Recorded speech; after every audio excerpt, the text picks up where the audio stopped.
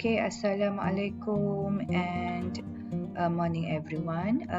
Welcome back to my lesson for today untuk semua pelajar Form 5 teachers. So for today, I will focusing on reading only. Okay, because I think it is very important for you to know what are the tips and the strategies that you boleh gunakan bila you nak menjawab paper 1. Okay, so we will start now. Okay, so like in the previous video, teacher ada mention kan about paper 1. So in paper 1 you will have there are 5 parts, ada 5 bahagian. Okay, but for today maybe teacher hanya akan touch on part 1 and part 2 only. So we discuss on these 2 parts first. Okay. So the overview of the format iaitu 1 jam 1 hour 30 minutes. Okay, so they are together 40 questions. Okay, so for each part, okay, you have to answer. For example, part 1 there are 8 questions on short text question, petikan-petikan pendek. Part 2 close text, okay, fill up the blanks later on with 10 questions. Part 3 the longer essay, the reading comprehension, ada 8 soalan. Part 4 the gap text, there are 6 questions tapi ada 8 pilihan jawapan, 8 choices of answers. And then part 5 the longer text, okay, there are 8 questions. So altogether nanti you akan lihatlah there are 40 questions. So for today I'll be covering on these 2 parts lah. Okay, short text question and closed text. Okay. So the first thing that I would like you to know that in order to answer a reading question, okay, for this I think you must be able to manage your time. Okay, you kena pandai menguruskan masa, iaitu when you look back, okay, the total duration is 90 minutes. Okay, 90 minit. So when you divide with by 5 parts, so each part you kena gunakan hanya 18 minutes. So you kalau boleh lah you please make sure for each part tu you tidak melebihi 18 minutes because it will affect for others.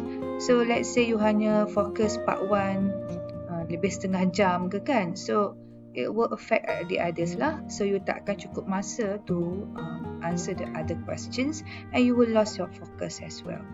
Kalau you tak fokus, so of course lah you cannot give the correct answers because you are chasing the time. You nak kejar masa kan? Okay, so here there are 4 main reading techniques that you can practice. Okay, tetapi the most important will be skimming and scanning.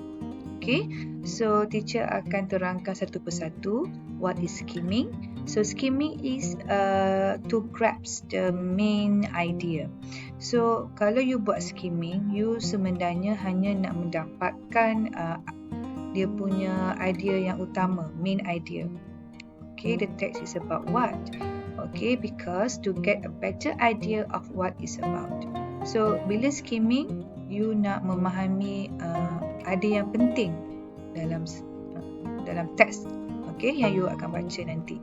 But when you do scanning, berbeza sedikit saja, which is to get just a simple piece of information.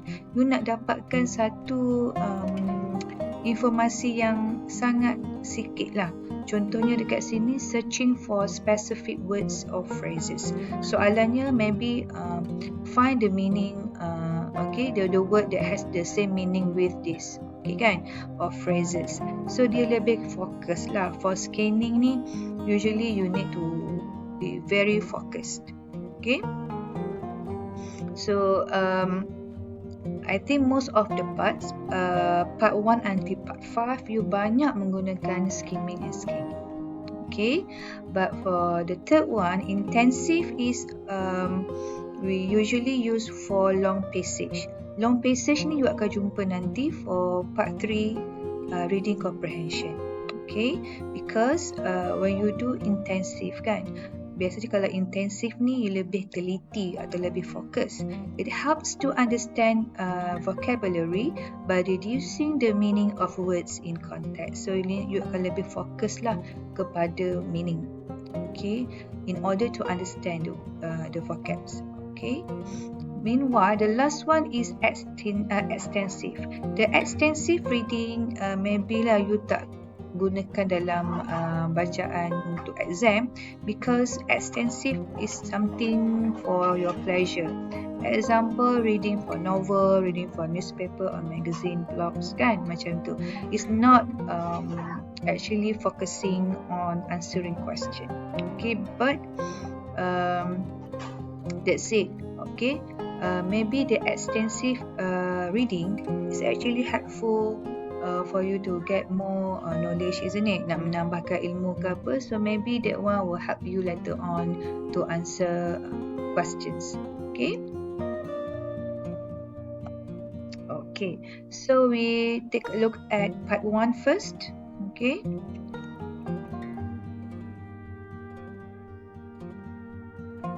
Okay. For the first part, okay, this is example lah for part 1. Okay, so I take this example to show you the format. Okay, so in the previous, I think the previous video pun kan, teacher already touched on this one. Okay, so for this new format and this new SPM format, kalau kita lihat mostly the questions they give you short text. Okay, dia banyak petikan yang pendek. Okay, but again is quite detail as well lah. Dia dah tak ada, kurang dah ada image or symbols. Okay, dia dah tak ada. Okay, dia is more on short text. Okay, and then there are only 8 questions for this one because to show you that untuk this part they give you 3 optional. The options here, there are A, B, C only. But again, okay, let me show you the first example of question. Okay, if you look at the what we call the short text and the answers as well. Okay, what I'm trying to say here is kalau you nak mencari jawapan in the text later on, nanti I will show you some of the techniques. You will see that pilihan jawapan yang diberi ni tidak directly, means dia tak copy direct daripada short text ni untuk dijadikan pilihan jawapan. No, you need to think, you need to understand actually. You kena memahami pilihan jawapan yang diberi ni because dia tak ambil directly tau, so you have to think a bit. So it's quite challenging as well lah, agak mencabar juga kalau you tak dapat memahami pilihan jawapan ni. Okay, so okay, let's continue. Okay, so for part 1, I suggest that you will do skimming and scanning. Okay, so here teacher mengambil soalan number 2 yang tadi. Okay, so if you see here, I put the numbers already. So teacher buat number ni to show the steps. Okay, which one that you should do first. Okay, so biasanya I will tell my student, you dapat soalan, you baca dulu soalan.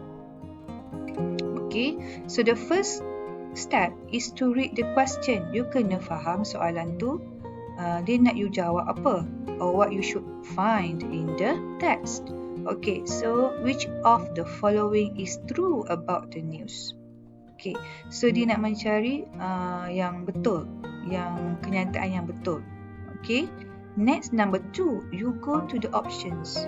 Terus kepada options. You baca Okay, setiap options yang diberikan. Okay, and then you go to the text. Okay, so macam mana you dapat detect? Actually, bila you dah pergi step yang ketiga ni, you dah dapat sebenarnya detect dia punya answer. Okay, how is that bila you dah go to step number 2. Okay, example, you start with A. The drones cost 1 million each. B, the water pollution has not happened before at water sources. Or C, low lighting does not affect the drone's ability to monitor the river. So you dah dapat dah sini some the ideas of the options. Then you go to text. Okay, when you go to the text, you baca setiap ayat kan. So for example, the first one, the state government is forking out 1 million for 2 high-tech drones. So tadi you dah nampak 1 million kat sini each. Tapi for this statement 1 million for 2 high-tech drones. So untuk 2 kan. So A is wrong already lah. Okay, so you tinggal pilihan B and C. Okay, water pollution has not happened before at water sources. Okay, so you go again to the text. Okay, if you look at the keyword about the water pollution. Okay, where is it?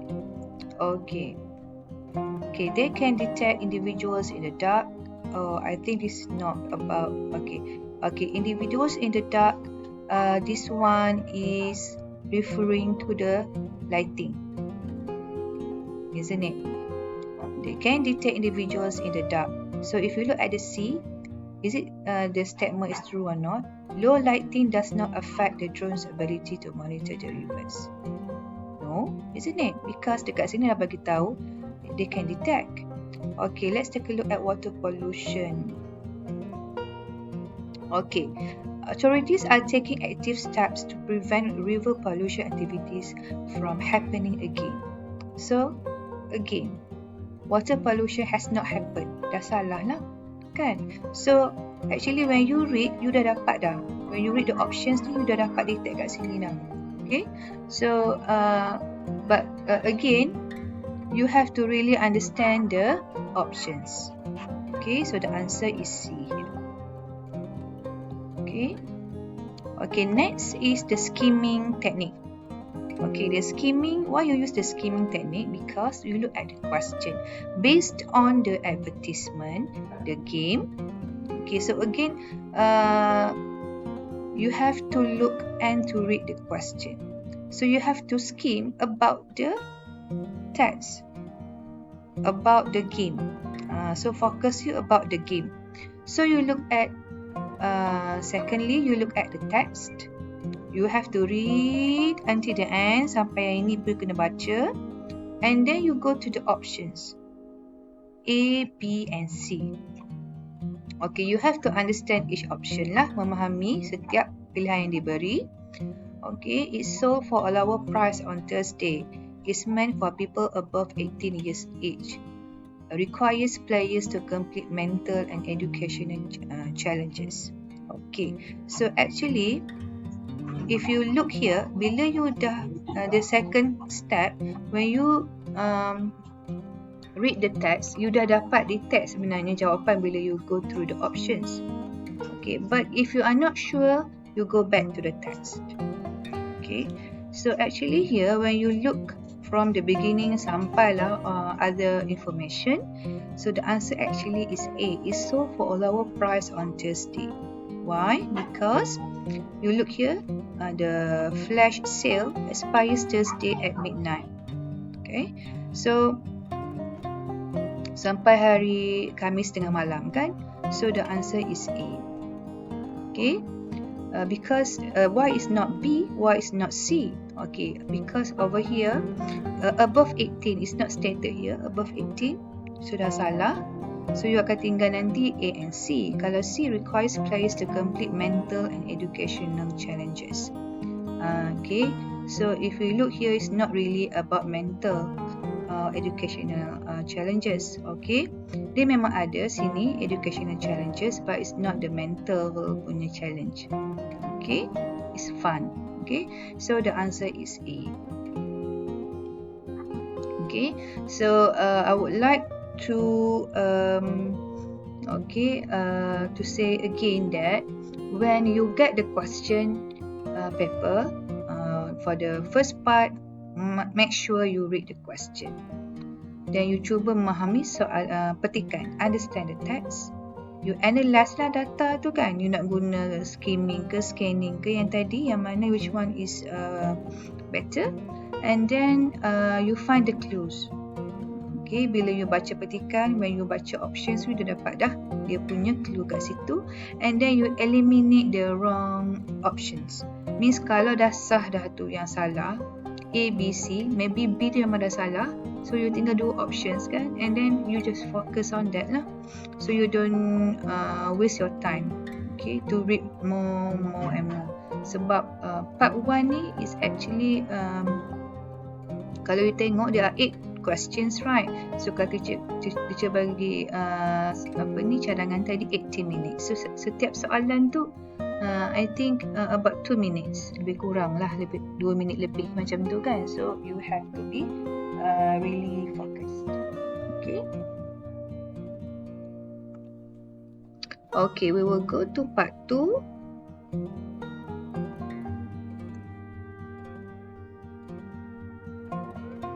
Sorry ya. Okay, part 2. Okay, this is example of part 2. Okay, so you will see there are 10 blanks. Okay, ada 10 ya, tempat kosong. And then they give you the choices of answers lah, the options here, A, B, C, D. Okay, but again for this new format, pilihan the options, they are not really about grammar. Present tense, past tense tu maybe dah tak banyak. Okay, because you will need to really understand the text. Okay, and then dia banyak lebih kepada collocation. So nanti teacher akan touch on what is collocation, okay, in the text. Okay.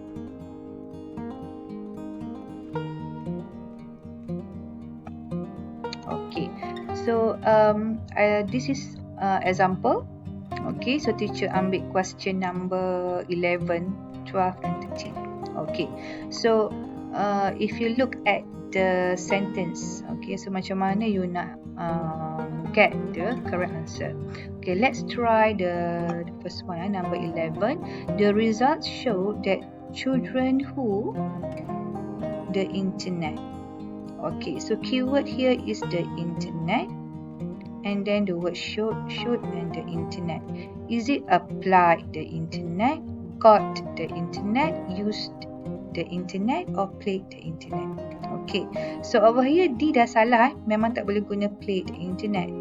Okay, got pun bukan. Okay, so you akan tinggal applied and used. So usually, biasa kalau you dengar the internet, is it applied the internet or used the internet? Kan? So yes, the correct answer is use the internet. Okay. So this one of way lah for you to get the answer is perkataan yang you biasa dengar. Okay, dan dia biasanya digunakan. Okay. Okay, I think I just move on to the okay, how you should answer the question in part 2. Okay, so when you do part 2, you have to read the text carefully. Memang you kena baca lah petikan tu from the beginning until the end. The first thing is you baca semua petikan, and then you have to understand the text is about what you need to get, what the answer that you have to find. And then biasanya bahagian ini memerlukan kemahiran collocation, iaitu common language use. Biasanya kita juga melihat sentence make sense, maksudnya ayat tu masuk akal ataupun you biasa dengar. Okay, and then eliminate the wrong options. Okay, macam teacher tunjuk contoh tadilah yang internet tu. Okay.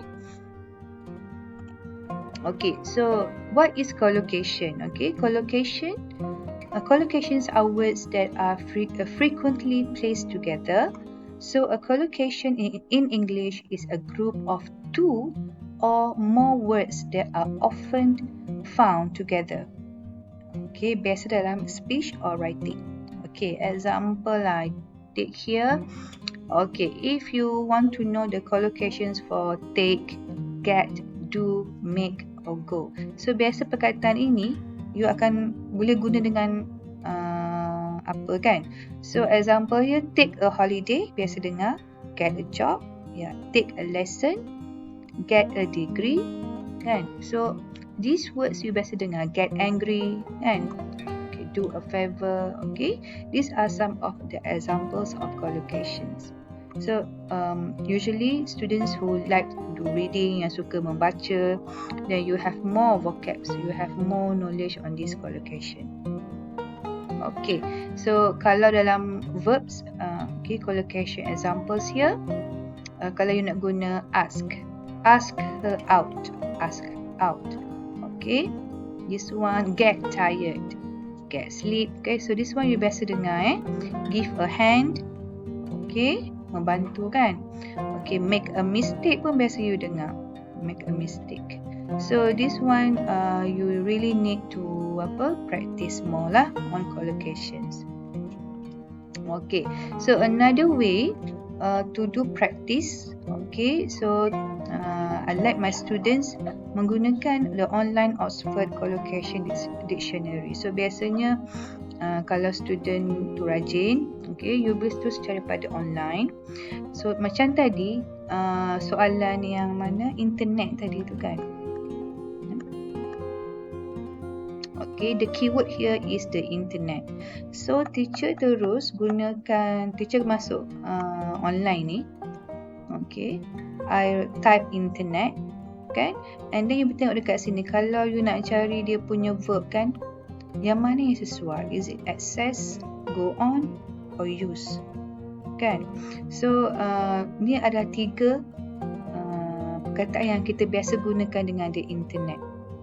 Okay, so the answer here is use, yang tadilah. Okay, use the internet. Okay, so memang menggunakan banyak practice lah. You have to know okay, how to use it. Okay, so I think that's it for this part. Okay, teacher will try to show you how you can use it in okay, how you can find the online. Okay, examples here. Okay,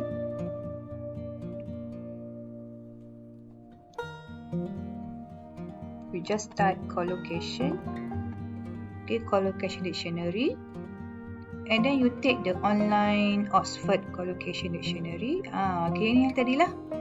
Okay, so you can simply type example, teacher nak cari dia punya keyword dia money, example, dalam ayat tu lah. Okay, so dekat sini dia menggunakan big. Okay, there is big money. So you boleh guna perkataan big ataupun easy money, menggunakan adjective. Okay, so these things sometimes ialah you need more effort lah. Okay, so hopefully okay, this will help you. Okay, lagi example, development. Maybe development you can use full development kan, ataupun other words ni. Ni banyak contoh yang diberi, gradual, rapid. Okay, so banyak. So this kind of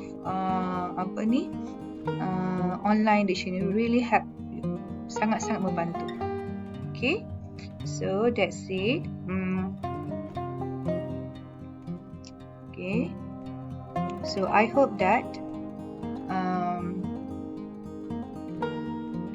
so I hope that it will have this lesson will able to help you to get some ideas lah on part 1 and part 2, and and inshallah we will see you again. I will see you again for the second part that will be on part 3, 4 and 5. Okay, thank you very much. If there's any questions, do PM me later on. Okay, thank you. Assalamualaikum.